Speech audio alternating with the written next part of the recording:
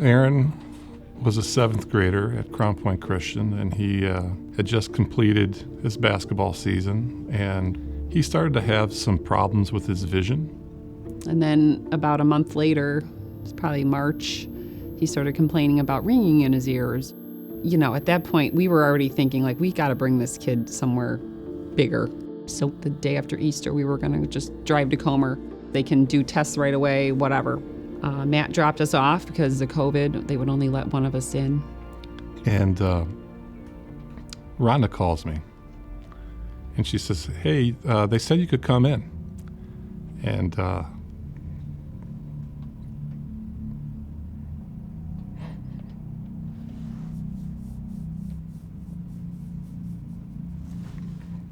my heart sank when she called because I knew it couldn't be good.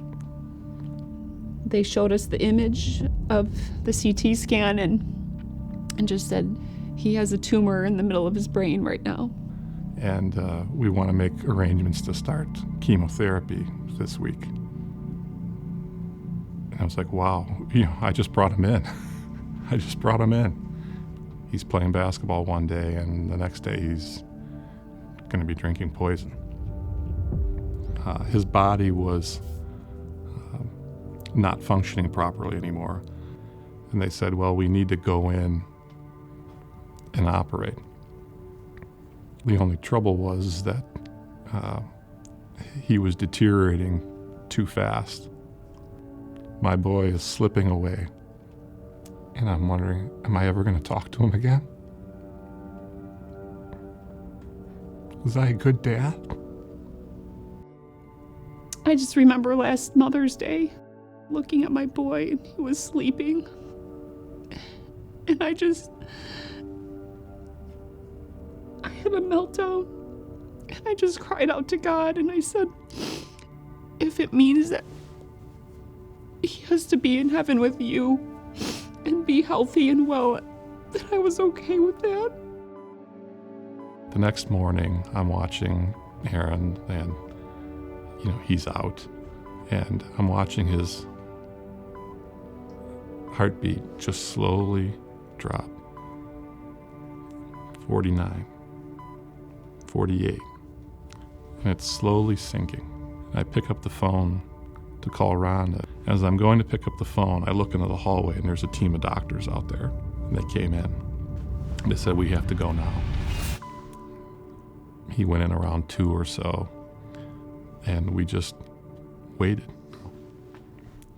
Around 1 or 2 in the morning, the doctors came out, and they were exhausted, and they said, everything went great. Total success on the surgery. And the next day, Aaron woke up. I asked him if he was in pain. And he shook his head and he said no. And I realized at that point that he could hear. And he started moving his leg.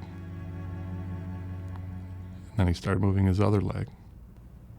The doctor came back in, and he's just marveling, and he's just shaking his head.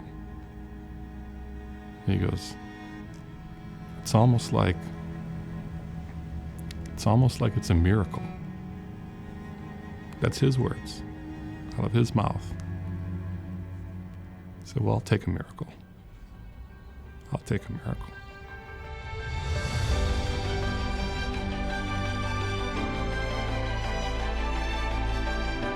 Here we go. Yay, Aaron. Woo! It's a beautiful day. Come on, buddy, you can do it.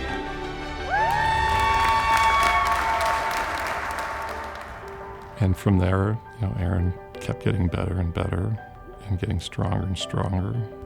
And he played basketball this year in 8th grade and did really well in school. He graduated, and now he's going to high school. Okay, go ahead. Why don't we just start with an introduction? All right, so my name is Aaron Huisman. I am going to be a freshman next year in high school, and this last year has been crazy in my life, and it's been a wild ride, a journey. Post-cancer, and I love saying post-cancer, you have a sense of gratitude. People ask how I got through it, and I always say the power of prayer, many people praying. Our church, our school, our community, family, we were being carried this whole time by that. We'd hear stories about people praying for us.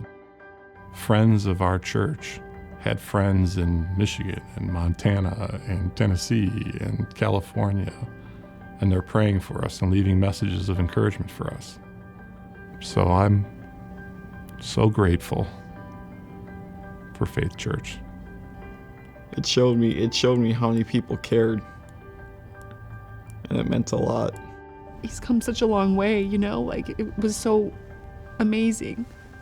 I was so thankful that he had healed me, because I knew he was the only one who could do anything.